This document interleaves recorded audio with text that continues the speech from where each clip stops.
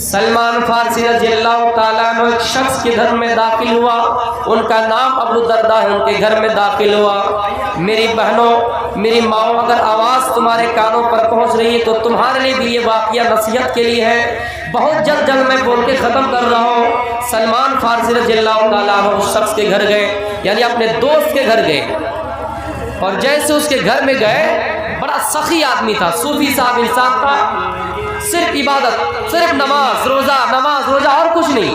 گھر میں مہمان آئے اس کی فکر نہیں، بال بچوں کسی کے فکر نہیں، بیوی کی بھی فکر نہیں، صرف نماز اور روزے میں لگا ہوا تھا۔ سلمان فارسی رضی اللہ تعالیٰ عنہ ان کے گھر آئے اور دیکھا کہ ابو الدرداء گھر میں نہیں ہے۔ ان کی بیوی کو دیکھا کہ گھر میں موجود ہے، فراآ ام الدرداء، ان کی بیوی ام الدرداء کو دیکھا، اس حال میں دیکھا کہ متبذلۃً بکھرے ہوئے ہیں، سروں میں کنگھیاں نہیں کیے ہیں، بال میں کبھی کنگھیاں نہیں کیے ہیں، تیل لگائے ہوئے نہیں ہیں، ایسے بال بکھرا پڑا ہے، اور ایسا لگ رہا ہے کہ اس کا کوئی دنیا میں ہے ہی نہیں، اس کا شوہر نہیں ہے، اس کا بیٹا نہیں ہے، اس کی بیٹی نہیں ہے، کچھ نہیں ہے، اس حال میں وہ پڑی ہوئی ہے گھر میں۔ سلمان فارسی نے دیکھا کہ یار یہ کب سے بالوں میں کنگھیاں نہیں کیے ہوئے ہیں، سروں میں کبھی تیل نہیں لگائے ہیں۔ آج کل کی عورت تو بہت کچھ استعمال کر رہی ہے، اس زمانے میں جو کچھ چل رہا تھا تیل وغیرہ، یہ کچھ نہیں کیا ہوا ہے، میک اپ وغیرہ کچھ بھی نہیں کیے ہوئے۔ اس نے ڈائریکٹ دیکھا اور کہا اس حال کا ما شانکی، تمہارا حال ایسا کیوں ہے، تم ایسا کیوں پڑے ہو؟ حدیث کے الفاظ ہے متبذلۃً، ویسا ہے گویا کہ سروں میں تیل نہیں ہے، کبھی کنگھیاں نہیں کیے ہوئے۔ انہوں نے کیا جواب دیا؟ آئے نوجوانوں جواب سنیے۔ اس عورت نے کہا فلیس لہ حاجۃ، تمہارے بھائی کو مجھ سے کوئی مطلب نہیں ہے، تمہارے بھائی کو تو صرف اللہ سے مطلب ہے، تمہارے بھائی کو تو صرف نماز سے مطلب ہے، تمہارے بھائی کو تو صرف روزے سے مطلب ہے، مجھ سے اس کے کوئی لینا دینا نہیں، کوئی سروکار نہیں، کوئی مطلب نہیں ہے۔ میں کہاں رہتی ہوں، نہ مجھے کھانے کی فکر ہے، نہ کچھ ہے، نہ کبھی کھانا دیتا ہے، نہ کپڑا دیتا ہے، صرف اللہ اللہ کرتا ہے، نماز کرتا ہے۔ اے مسلمانوں، کوئی اگر انسان آپ کے محلے میں ایسا ہے تو ان سے بھی یہ میری اپیل ہے، اور میں یہ نصیحت کر کے جانا چاہتا ہوں، اور آگے کا الفاظ سنیے، پورا مکمل سنیے، میں آپ کو تشریح کے ساتھ بتا رہا ہوں۔ میرے بھائیوں، اس عورت نے یہ جواب دیا تو سلمان ہکا بکا رہ گئے کہ کیا بات ہے کہ تمہارے شوہر کو تم سے کوئی مطلب نہیں ہے، صرف نماز سے مطلب ہے۔ اب سنیے، اسلام کو جو لوگ کہتے ہیں کہ اسلام میں صرف نماز روزہ، بیوی مطلب سے بیوی بچوں سے کوئی مطلب ہے ہی نہیں، آئیے سنیے اس واقعے سے اسلام کیا کہتا ہے میرے بھائی۔ سلمان فارسی رضی اللہ تعالیٰ عنہ سے کے بیٹھے رہے، اتنے میں ابو الدرداء آئے، کھانا پیش کیا گیا، فصنع لہ طعاما، کھانا پیش کیا گیا، کہا گیا کل کھاؤ، انہوں نے جواب دیا انی صائم، میں روزے سے ہوں، میں کھا نہیں سکتا ہوں۔ میرے بھائیوں، روزہ افطاری کیا، رات کا وقت آیا، سلمان فارسی رضی اللہ تعالیٰ اس حال میں انتظار کر رہے تھے کہ یہ اپنی بیوی سے ملیں گے، اپنی بیوی کے پاس جائیں گے، لیکن وہ جا نہیں رہا ہے۔ رات کے وقت بھی نماز کی فکر رہتی ہے، رات کی تھوڑی دیر گزرنے کے بعد تہجد کا وقت آتا ہے، جاگ جاتا ہے اور اپنے دوست سلمان سے کہتا ہے کہ چلیے نماز پڑھنے۔ وہ دوست کہتا ہے کہ دوست یہ وقت تہجد کا نہیں ہے، آپ جائیے، ان کا اشارہ تھا کہ آپ اپنی بیوی کے پاس جائیے۔ میرے بھائیوں، جب صبح فجر کی نماز دونوں نے ادا کی، فصلیا، دونوں نے نماز پڑھی، نماز پڑھنے کے بعد کیا نصیحت کرتے ہیں یہ دیکھیے۔ سلمان نے نصیحت کی، کیا اے ابو الدرداء سنیے، ان لبدنک علیک حقا،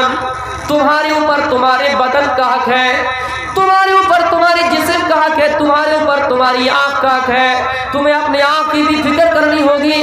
تم یہ صرف سوچو گے کہ میں نماز پڑھتا رہوں گا، رات بھر تہجد پڑھتا رہوں گا، تہجد کی نماز پڑھتے پڑھتے اپنی آنکھوں کو تکلیف دیتا رہوں گا اور نماز ادا کروں گا۔ وَإِنَّ لِعَيْنِكَ عَلَيْكَ حَقًّا، تمہارے اوپر تمہاری آنکھ کا بھی حق ہے۔ وَإِنَّ لِضَيْفِكَ عَلَيْكَ حَقًّا، تمہارے اوپر تمہاری پڑوسی کا بھی، تمہارے مہمان کا بھی حق ہے۔ گھر میں مہمان آ جائے تو آپ کو مہمان کی بھی خدمت کرنی ہے، آپ کو مہمان کی بھی دیکھ ریکھ کرنی ہے۔ میرے بھائی، ایسا نہیں کہ مہمان گھر میں ہے، ہم تہجد میں لگے ہوئے ہیں، ہم اللہ اللہ میں لگے ہوئے ہیں، ہم ذکر اللہ میں لگے ہوئے ہیں، ہم اللہ اللہ میں لگے ہوئے، نبی میں لگے ہوئے ہیں۔ نہیں، مہمان اگر آیا ہے، مہمان کی آپ کو عزت کرنی ہے۔ انہوں نے یہ سارا بیان فرمایا اور لاسٹ میں کہا وَإِنَّ لِأَهْلِكَ عَلَيْكَ حَقًّا وَإِنَّ لِزَوْجِكَ عَلَيْكَ حَقًّا، تمہارے اوپر تمہاری بیوی کا بھی حق ہے۔ صرف ایسا نہیں کہ نماز پڑھتے رہو، روزہ رکھتے ہو، زندگی بھر نماز پڑھو، پوری رات نماز ادا کرتے رہو اور بیوی کا فکر نہیں، بچوں کی کوئی فکر نہیں، تلاشی نہیں، اس کا بھی حساب لگے گا۔ ان تمام چیزوں کا تمہارے اوپر حق ہے۔ تب دونوں اللہ کے رسول کے پاس گئے نماز ادا کرنے کے بعد کہ اللہ کے رسول ایسی بات ہے، پورا ماجرا سنایا تو اللہ کے رسول نے کہا کہ صدق سلمان نے سچ کہا ہے۔ ضروری ہے صرف ایسا نہیں کہ آپ پوری رات نماز میں لگے رہے، ضروری نہیں ہے کہ آپ زندگی بھر نماز پڑھتے رہے۔ میرے بھائیو ایسا اسلام میں نہیں ہے۔ اسلام میں تو ایسا ہے کہ آپ اپنے بچوں کی دیکھ ریکھ کیجئے، اسلام میں ایسا ہے کہ آپ اپنی بیوی کی دیکھ ریکھ کیجئے۔ بیوی سے پوچھئے بیوی آج کیا ضرورت ہے، آج تمہیں کیا چیز کھانے کی اچھا ہے، آج تمہیں کیا چیز کھانے کا جی کرتا ہے، آپ کہ یہ ضروری ہے، آپ کے اوپر حق ہے، یہ جسم کا بھی آپ کے اوپر حق ہے، آنکھ کا بھی حق ہے۔ ایک شخص اللہ کے رسول کے پاس آئے، کہا اللہ کے رسول میں زندگی بھر نماز پڑھتا رہوں گا، فإني أصلي الليل أبدا، میں پوری رات نماز پڑھتا رہوں گا، وأنا أصوم الدهر، میں زندگی بھر روزہ رکھوں گا۔ آپ نے فرمایا تم ایسا نہیں کر سکتے ہو، تم صرف 3 دن روزہ رکھو اور 1 دن روزہ رکھو گے تو تمہیں 10 دن کا ثواب مل جائے گا، اور 10 دن کا ثواب ملے گا۔ مہینہ میں 3 روزے رکھو گے تو پورے مہینے کا ثواب تمہیں مل جائے گا۔ اس نے کہا نہیں اللہ کے رسول اور مجھے اجازت دیجیے، میں اور رکھنا چاہتا ہوں۔ اللہ کے رسول نے کہا نہیں اس سے زیادہ تمہیں اجازت نہیں دیتا ہوں، چلو ایک کام کرو، 1 دن روزہ رکھو اور 1 دن ناگا کرو، ایسا کرو صوم داؤدی پر عمل کرو، اس سے زیادہ میں تمہیں اجازت نہیں دے سکتا۔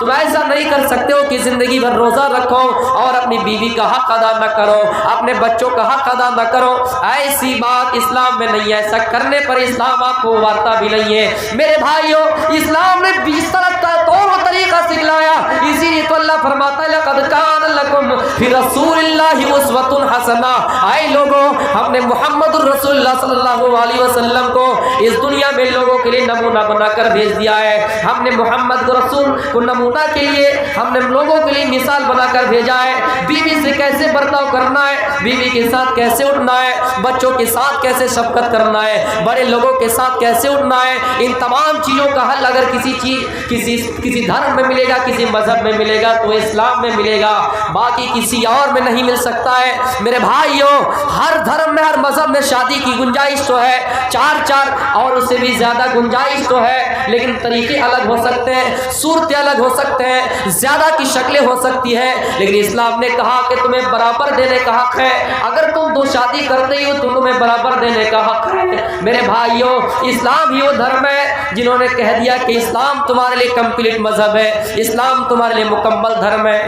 3 شخص اللہ کے رسول کے پاس آئے، اللہ کے نبی کی بیویوں کے پاس آئے کہ اللہ کے رسول کیسا عمل کرتے ہیں دن میں۔ جب اللہ کے رسول صلی اللہ علیہ وسلم کی ازواج مطہرات ہماری اور آپ کی مائیں امہات المؤمنین نے بتایا کہ اللہ کے نبی میں دن میں ایسا عمل، رات میں ایسا عمل، انہوں نے کہا تکالوہا، بہت کم سمجھا، یہ اللہ کے رسول ہیں۔ ہم کہا قد غفر له ما تقدم من ذنبه وما تاخر، اللہ کے رسول جن کے اگلے پچھلے تمام گناہ معاف کر دیے گئے، بس اتنا ہی عمل کرتا ہے۔ تو انہوں نے کیا کہا تھا جانتے ہیں؟ میں زندگی بھر نماز پڑھتا رہوں گا۔ دوسرے نے کہا کہ میں شادی ہی نہیں کروں گا، عبادت میں لگا رہوں گا، جنگلوں میں چلا جاؤں گا، صرف عبادت صرف عبادت صرف عبادت۔ تو اللہ کے رسول آئے اور کہا تم لوگوں نے ایسی ایسی بات کہی، انتم قلتم الذین کذا وکذا، تو کہا کہ ہاں اللہ کے رسول ہم نے ایسی بات کہی۔ تو اللہ کے رسول نے کیا کہا تھا؟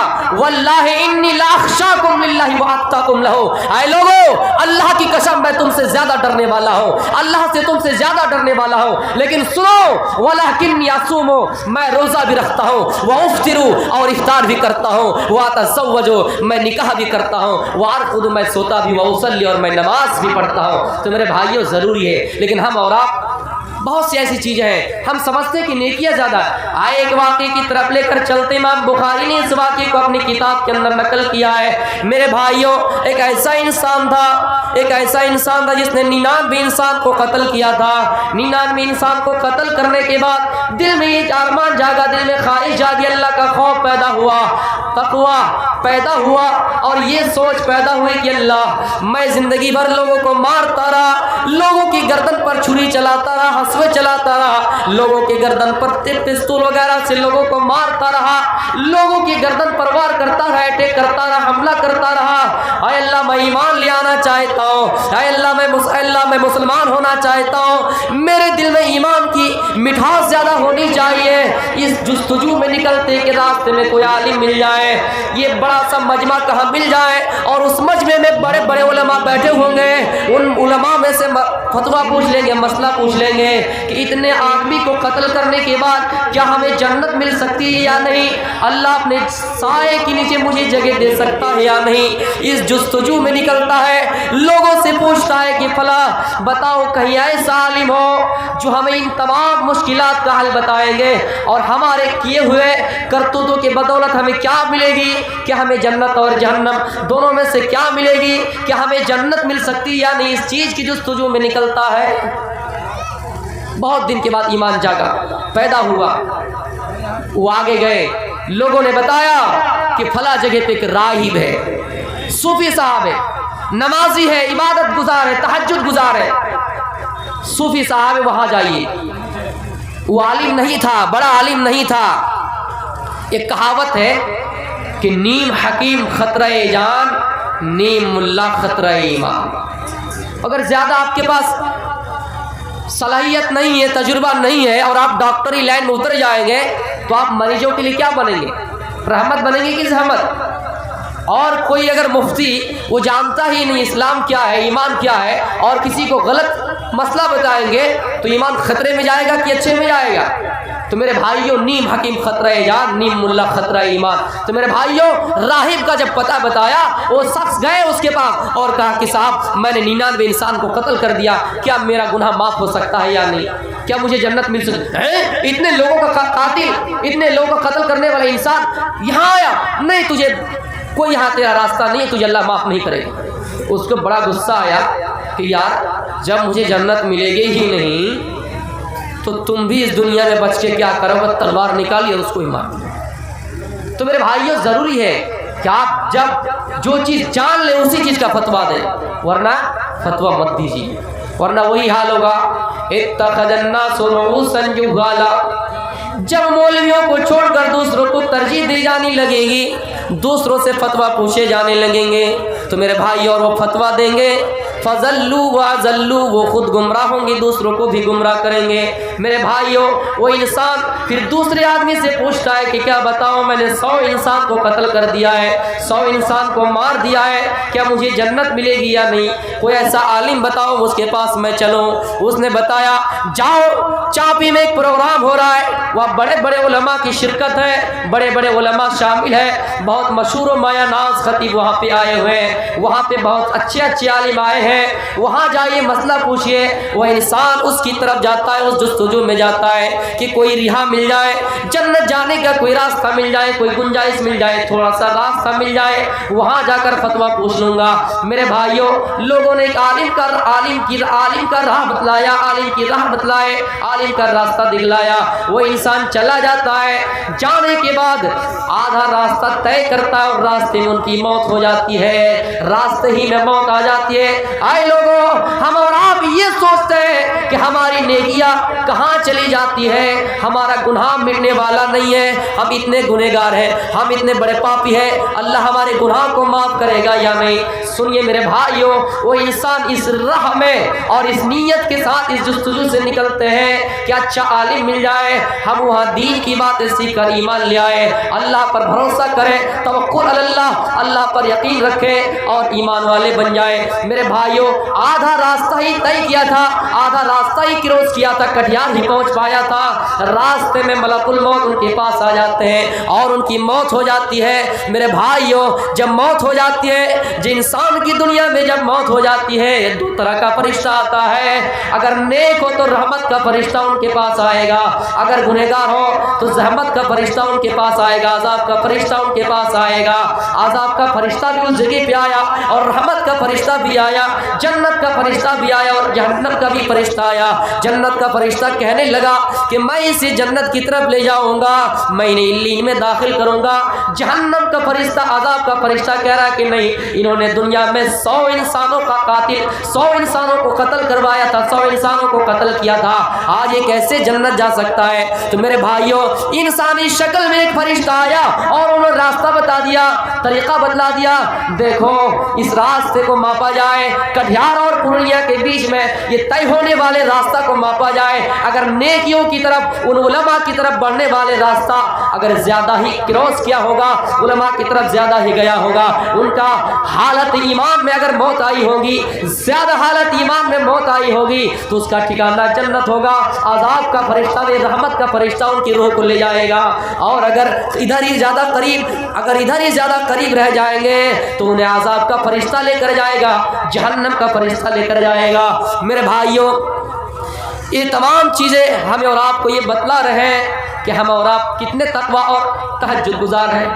हम हैं, लेकिन हम जानते नहीं कि कब करें। इसलिए इल्म सीखना हर इंसान के लिए ज़रूरी है, लाजमी है। मेरे भाई, कटिहार में ट्रेन लगी हुई है, हम यहाँ, आपको इल्म नहीं है, हमें पटना जाना, एक ही तरफ गाड़ी लगी हुई है, एक गाड़ी सिलीगुड़ी की तरफ जा रही है, एक गाड़ी पटना की तरफ। लेकिन अगर हमें इल्म हो तो हम सही वक्त पे पटना पहुँच सकते हैं। इल्म ना हो, हम जब चाहे जिस गाड़ी में बैठ जाए और हमें कहाँ से कहाँ लेके जाए। इसलिए इल्म बहुत ज़रूरी है, हमें और आपको इल्म से जुड़े रहना चाहिए। इल्म ही वो चीज़ है, अल्लाह के रसूल सल्लल्लाहु अलैहि वसल्लम फरमाते हैं कि इल्म की फजीलत ऐसे है, आबिद पर अगर कोई आलिम और कोई आबिद, इबादत गुजार, तहज्जुद गुजार, सूफी, राहिब, मेरे भाइयों, 14वीं रात की फजीलत तमाम सितारों पर जिस तरह है, उस तरह मेरे भाई इतना सा खत बतलाया है।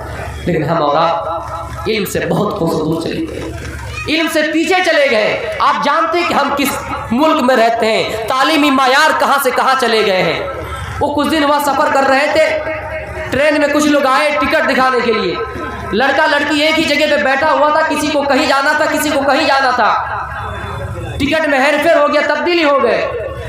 जो लोग आए थे, मामा शक्ल में, नाम नहीं लूँगा वरना मुकदमा होता है, वैसे लोगों को अंदर डाला जाता है, टिकट चेक करने के लिए आए। होना ये चाहिए था कि अगर मामला यहाँ तक आ जाए, लड़का लड़की दोनों अगर एक ही जगह पे हो, तो हम और आप क्या कहेंगे? खड़े हो जाओ। दोनों अगर एक ही जगह हो तो कहेंगे कि खड़े हो जाओ। अरे लड़का अगर कहीं जा रहा है तो कहेंगे जा रहा है, और लड़की अगर कहीं जा रही है तो जा रही है, और दोनों को एक साथ कहेंगे तो क्या कहेंगे? कि जा रहे हैं। तो उस जगह पे उन कमीनों ने क्या किया, क्या कहा जानते हैं? कि चलो खड़े हो जाओ।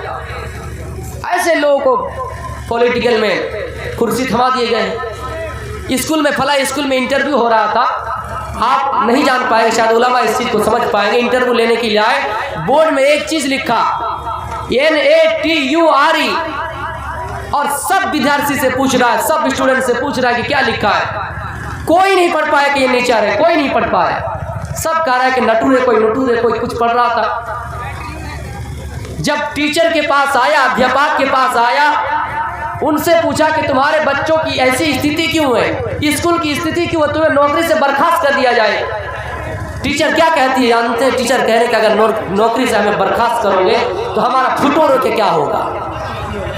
तुम्हारे भाइयों, ऐसी ऐसी सूरत हाल है। आइए मैं एक वाक्य बता रहा हूँ गौतम बुद्ध के सिलसिले में।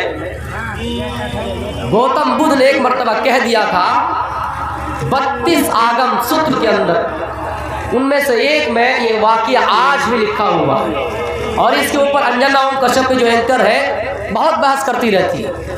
गौतम बुद्ध ने एक बात लिख दी थी कि एक इंसान को 4 पत्नियां होना जरूरी है। इसके ऊपर काफी देर तक बहस चली। 4 पत्नियां, तो गौतम बुद्ध ने आगे तशरीह भी किया। 4 पत्नियां कैसी थी?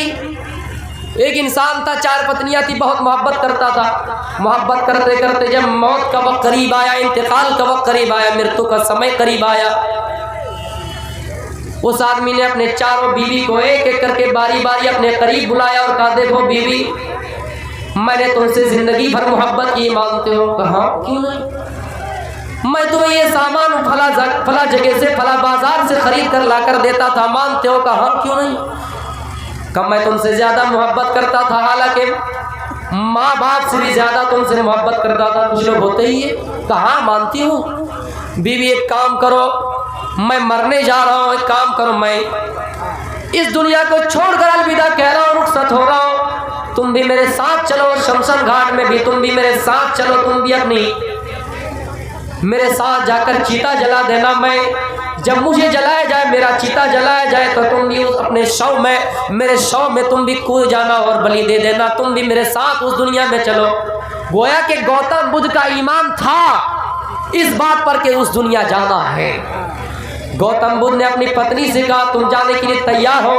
उस पत्नी ने कहा कि नहीं, मैं नहीं जा सकती। आए मेरे शौहर, दुनिया की मोहब्बत तुम्हारे लिए और हमारे लिए मंडला रही थी, ये मानती हो? तुम दुनिया में मुझसे मोहब्बत करते थे, ये भी मानती हो? दुनिया में फला जगह से सामान खरीद कर लाकर मुझे देते थे, अपने माँ बाप को छुपा कर मुझे लाकर देते थे, माँ का दरवाजा क्रॉस करके मेरे कमरे में लाकर मुझे देते थे और मैं खुश हो जाती थी, ये बात मैं मानती हूँ। लेकिन आज तुम इस दुनिया से जा रहे हो, मैं तुम्हारे साथ जाने के लिए तैयार नहीं। जाओ, तुम मर रहे हो, तुम जाओ मरो, मैं तुम्हारे साथ जा नहीं सकती। उसने कहा बीवी क्या मोहब्बत की यही मिसाल है? कहा ऐसी ही मिसाल है। दुनिया में इंसान, एक इंसान का उस वक्त तक कर ले है जब तक वो इंसान उसको कुछ देता रहता है और जब तक उसको कुछ मिलता रहता है। आज मैं आपको कुछ नहीं दे सकती और आप भी मुझे कुछ नहीं दे सकते, आप इस दुनिया से जा रहे हैं, लिहाजा आप जाइए, मैं आपके साथ उस दुनिया में जाने के लिए तैयार नहीं हूँ। उन्होंने अपनी दूसरी बीवी को बुलाया और अपने करीब बिठाया और कहा मोहतरमा देखो मैं इस दुनिया से जा रहा हूँ, तुम मेरे साथ चलो। कहा कैसे? कहा तुम्हारी पहली बीवी ने क्या बताया? कहा वो कहा कि नहीं जाएगी। कहा तुम जाओगी? कहा हाँ मैं जाऊँ। नहीं, उन्होंने भी कहा कि नहीं जाऊँ, उन्होंने भी इनकार कर दिया।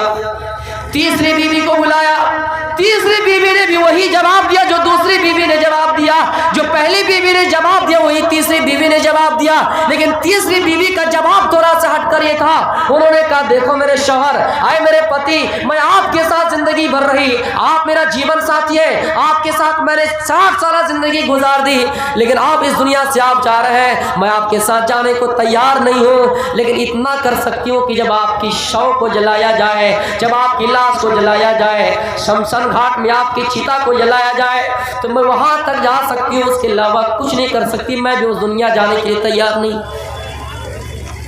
तीसरी बीवी थोड़ी सी लाइन पे आया और क्या कहा कि मैं शमशान घाट तक जा सकती हूँ। चौथी बीवी को बुलाया, कहा बीवी मैं 3 बीवियों से ज्यादा मोहब्बत करता था लेकिन तुमसे नफरत करता था। तीनों बीवी ने इनकार कर दिया, क्या तुम मेरे साथ जाओगी? कहा मैं कैसे जा सकता हूँ, मैं कैसे जा सकती हूँ? तीनों बीवी ने आपका इनकार कर दिया। चलो एक काम करते बीवी, मेरे शौहर, मैं आपके साथ जाने के लिए तैयार हूँ। चौथी बीवी ने हाँ भर दिया। अब सुनिए गौतम बुद्ध ने क्या बताना चाहा और क्या मकसद था 4 पत्नियों से मुराद मेरे भाइयों। अब इस जगह पे पॉइंट की तरफ आता हूँ। 4 पत्नियों से मुराद गौतम बुद्ध का क्या था? पहली पत्नी से मुराद इंसान का जिस्म है। इंसान जब मरता है तो अपने जिस्म की तरफ देखता है, अपने पैर की तरफ देखता है, अपने हाथ की तरफ देखता है, हथेली की तरफ देखता है, अपने बालों की तरफ देखता है, अपने उंगलियों की तरफ देखता है, उंगलियों के पोरों की तरफ देखता है और सोचता है आए हाथ, दुनिया में मैं तुम्हारे जरिए से पैसा कमाया करता था, दुनिया में तुम्हारे जरिए से लोगों को कभी कभी नाजायज थप्पड़ भी मारा करता था, आज मैं दुनिया छोड़ के जा रहा हूँ, मुझे कब्रिस्तान की तरफ लोग ले जाएंगे, तो क्या तुम मेरे साथ जाने के लिए तैयार हो? हाथ जवाब दे देगा कि नहीं मैं नहीं जा सकता, पैर जवाब दे देगा कि मैं आपके साथ जा नहीं सकता, इन बालों की तरफ नजर दौड़ा के देखेगा, आए बाल, मैं जिंदगी भर तुम्हारे ऊपर बालों में कंघिया करता रहा, सरों में तेल लगाया करता रहा, फला स्टाइल में बालों को कटिंग करके मैं कटवाया करता था, लेकिन आज तुम इस जमीन पे पड़े रह जाओगे, मुझे उस दुनिया में जाना है, क्या तुम मेरे साथ जाने के लिए तैयार हो? बाल जवाब दे देगा कि मैं आपके साथ जाने के लिए तैयार नहीं, जब तक मैं तुम्हारे जिस्म में लगा हुआ था तुम देख रेख करते थे, लेकिन आज तुम्हारे साथ जाने के लिए मैं तैयार नहीं हूँ। कब्र में मुझे रख दिया जाएगा, 3.5 गज जमीन में मुझे रख दिया जाएगा, उसी में हम पड़े रह जाएंगे, तुम्हारी रूह کہاں کہاں بھٹکے گی، کبھی ادھر کبھی ادھر کبھی ادھر، اور ہم ادھر زمین میں ہی پڑے رہ جائیں گے۔ وہ انسان تمنا کرے گا اور اپنے پیر کی طرف دیکھے گا، جسم کی طرف دیکھے گا۔ میرے بھائیوں، کیا کوئی انسان اپنے جسم کے ساتھ اوپر کو جا سکا ہے؟ نہیں جا سکا ہے۔ گوتم بدھ کے اندر بھی یہ ایمانی جذبہ تھا، وہ انسان کا جسم ہے۔ ہر انسان کی 4 پتنیاں ہونی چاہیے، اس سے مطلب گوتم بدھ یہ بتانا چاہتے ہیں کہ پہلی پتنی سے مراد انسان کا بدن ہے، انسان کا جسم ہے، آپ کے ساتھ جانے کے لیے کبھی تیار نہیں۔ دوسری پتنی انسان کا مال ہے، انسان کی دولت، انسان کی پراپرٹی ہے۔ جب انسان مرتا ہے مال کی طرف دیکھتا ہے، زمین کی طرف دیکھتا ہے، مکان کی طرف دیکھتا ہے، بلڈنگ کی طرف دیکھتا ہے۔ جو بلڈنگ اس مالک کے فیس کے بغیر، چہرے کے بغیر کھلتا بھی نہیں تھا، ان کا دروازہ لاک ہو جاتا تھا، ان کی پرمیشن کے بغیر کوئی اس کے گھر میں نہیں آ سکتا تھا، لیکن اس گھر کو چھوڑ کے الوداع کہہ جائیں گے اور کہیں گے آئے گھر میں تمہیں چھوڑ کے جا رہا ہوں، کیا تم میرے ساتھ جانے کے لیے تیار ہو؟ گھر کا بھی وہی جواب ہوگا کہ میں تمہارے ساتھ جانے کے لیے تیار نہیں ہوں۔ زمین کا بھی وہی جواب ہے کہ میں تمہارے ساتھ جانے کے لیے تیار نہیں ہوں۔ میرے بھائیوں، دنیا کی تیاریاں کر لیجئے، دنیا میں تمام سامان کو چھوڑ کر ہم اور آپ جا رہے ہیں، لیکن ہم اور آپ آخرت کی تیاری نہیں کر رہے۔ تیسری پتنی سے مراد انسان کے رشتہ دار ہے، باپ ہے، بھائی ہے، ماں ہے، بہن ہے۔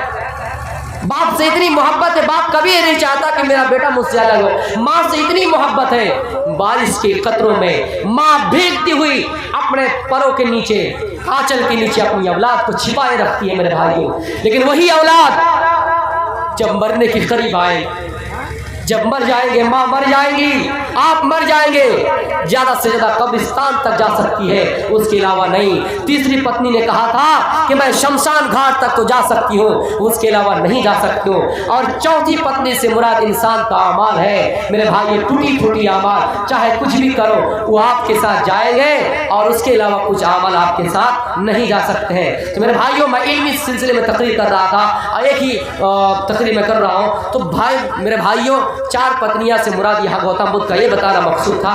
ویسے آج سب کو پریشان ہے، اسلام میں منع نہیں کیا 4 پتنی آپ بھی رکھیے، لیکن بیویوں سے سب پریشان رہتے ہیں۔ ایک مرتبہ ایک مجلس میں ایک سال بہت بے تحاشا بارش ہوئی، مجمع سے آواز آئی کہ اس سال بے تحاشا بارش ہوئی، اتنی بارش ہوئی، اتنی بارش ہوئی۔ ایک ملا اٹھ کر کھڑے ہو کے کہہ دیے کہ زمین میں جو کچھ ہے اس دفعہ باہر نکل آئے گا۔ تو پھر ایک آدمی من ہی من میں ڈر رہا ہے کہ کہیں ایسا نہ ہو کہ میری 3 پتنیاں زمین کے اندر وہ نہ نکل آئے۔ تو میرے بھائیوں، بیویوں سے سب کو پریشان رہتے ہیں، تو جائز ہے، آپ کر سکتے ہیں، لیکن سب کو حقوق برابر دینا ہے میرے بھائیوں۔ وہ چیز اسلام یہ آپ کو، ہمیں اور آپ کو سکھایا۔ تو علم کی فضیلت ہے کہ علم میرے بھائیوں ہمیں اور آپ کو سیکھنا ضروری ہے، اور علم کے لیے ہمیں اور آپ کو پیسہ لٹانا ضروری ہے۔ ہم اور آپ جب تک پیسہ نہیں لٹائیں گے علم حاصل نہیں کر سکتے ہیں۔ اس واقعے کو یاد کرو میرے بھائیوں، ایک شخص تھا جن کا نام ابو عبد الرحمن فروخ ہے ان کا نام میرے بھائیوں، جہاد کے میدان میں جاتا ہے۔ علمی تقریر میں آپ کو کروں گا، آپ کے سامنے آپ سمجھ پائے یا نہ پائے۔ جہاد کے میدان میں جاتا ہے، اپنی بیوی سے کہتا ہے میری بیوی میں جہاد کے لیے جا رہا ہوں، ہو سکتا ہے تاخیر ہو جائے، آنے میں لیٹ ہو جائے، ایک کام کرو تمہیں میں 30,000 دینار دے کر جاتا ہوں، تم اسی سے خرچہ چلانا۔ پیٹ میں بچہ پل رہا تھا، کہا کہ اسی سے خرچہ چلانا، اپنا خرچہ بھی چلانا، پیٹ میں جو بچہ پیدا ہوگا اس کا بھی خرچہ چلانا۔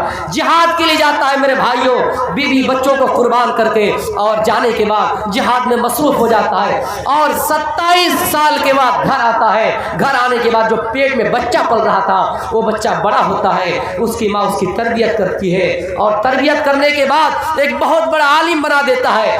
آج آپ کے زینت اسٹیج میں جو علماء مشہور و معروف نظر آ رہے ہیں، یہ انہی ماؤں کا نتیجہ ہے، انہی ماؤں کا کرم ہے۔ اگر ماں نہ پڑھائے تو میرے بھائیوں میں دعوے کے ساتھ کہتا ہوں باپ نہیں پڑھا سکتا ہے۔ اس چیز کا ایکسپیرینس آپ لوگوں کو ہے یا نہیں؟ مجھے اچھی طریقے سے ہے، کیونکہ بہت لوگوں نے بتایا اس چیز کا احساس۔ تو میرے بھائیوں، ماں ہو کر میری بہنوں اگر آواز پہنچ رہی ہے تو سنیے، 27 سال کے بعد اس کا شوہر گھر میں آیا، جیسے گھر میں پرویش کیا اس کا بچہ بڑا ہو چکا تھا، ان کا نام ربیہ رحمت اللہ علیہ، بہت بڑے عالم بن چکے تھے، مسجد نبوی میں حلقہ لگا کر لوگوں کو قرآن و حدیث کا درس دے رہے تھے۔ امام مالک बिन अनस रहमतुल्लाह अलैह जैसी शख्सियत उसके हल्के में उसके दर्स में बैठे रहते थे और दर्स सुनते थे। मेरे भाइयों, जब आमना सामना हुआ, घर का दरवाज़ा खोला गया तो कहा कि मेरे घर में अजनबी आदमी, बाप बेटा की मुलाकात हुई तो बाप ने बेटा को नहीं देखा, बेटा ने बाप को नहीं देखा, अजनबी आदमी। बेटा कहे तू मेरे घर से कैसे आया अजनबी आदमी? बेटा कह रहा है मुझे पूछ रहा है ये मेरा घर है, तू कहाँ से आया है बता। दोनों में लड़ाई होने के करीब है। मेरे भाइयों, गांव में आवाज़ दी गई, उनकी माँ बाहर निकली, रबिया की माँ बाहर निकली, दौड़ते हुए आए और शौहर को देखकर पहचान गए और अपने बेटे से कहा बेटा ये वही तुम्हारा बाप है जो तुम मेरे पेट में पल रहे थे और तुम्हारा बाप तुम्हें छोड़कर जिहाद के मैदान में चला गया था और आज 27 साल के बाद आए। तो मेरे भाइयों, आकर जायजा लिया कि बीवी 30,000 दिनार मैं तुम्हें देकर गया था, बताओ तुमने उस पैसे का क्या किया?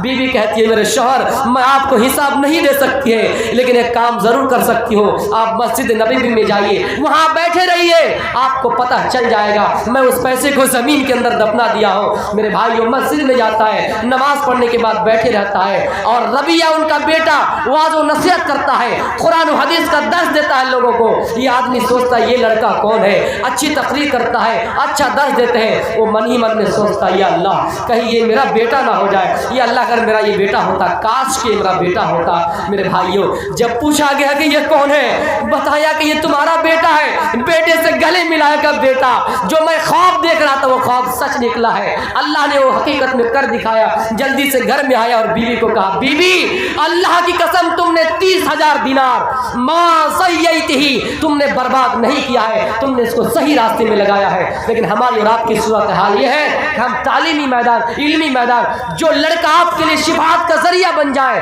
हम और आप उसके लिए पैसा खर्च नहीं करते हैं। स्कूलों में 500 रुपया, ट्यूशन में हम 1000 रुपया खुशी खुशी दे सकते हैं, लेकिन इन बेचारा मदारिस में इन टूटी फूटी चटाइयों में बैठकर दर्स देने वाले उलमा की हम इज्जत नहीं कर सकते हैं। मेरे भाइयों, यही वो उलमा है, अगर आपके अंदर बाकी है तो इस्लाम बाकी है। मेरे भाइयों, इसलिए हमें और आपको इल्म की कदर करनी चाहिए। मेरा वक्त ख़त्म हो रहा है, मेरा वक्त ख़त्म होने जा रहा है, इसलिए मेरे भाइयों आगे बोलना ये चाहता हूँ कि इल्म ज़रूरी है। इल्म का आगाज़ आप देखिए, जब कायनात का आगाज़ हुआ इल्म से हुआ। अल्लाह के रसूल को जब नबूवत मिली 40 साल की उम्र में, फिर भी उसका आगाज़ इल्म से हुआ। और इस कायनात का भी जब आगाज़ हुआ तो इल्म से हुआ। इसलिए हमें और आपको इल्म की तरफ तवज्जो देना ज़रूरी है। मैं इसीलिए आज इल्म के मौजू पर आपके सामने तकरीर रखा कि हम और आप इल्म से कोसों दूर पीछे चले।